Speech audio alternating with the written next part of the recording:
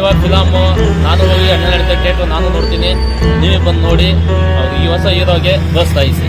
ಆಕಾಶ ನೋಡದ ಕೈ ಉಂಟೆ ಜಗದಲ್ಲಿ, ಹೇಳಯ್ಯ ಜಗ ಕಾಯೋ ಶಿವನೇ, ನೀ ಕೂಡ ಬೇಡೋನು ತಾನೇ. ಯಶಸ್ವಿಯಾಗಿ ಬೆಳೀಲಿ ಅಂತ ಆಲ್ ದ ಬೆಸ್ಟ್ ದೈವ. ಮುಂದಿನ ದಿನಗಳಲ್ಲಿ ಇವರ ಚಿತ್ರವು ಯಶಸ್ವಿಯಾಗಲಿ ಎಂದು ನಾನು ಹಾರೈಸುತ್ತೇನೆ. ಫಸ್ಟ್ ದೈವ ಮೂವಿ ನೋಡಿ, ಹೆಂಗೈತೆ ಅಂದ್ರೆ ಸೂಪರ್ ಆಗೈತೆ.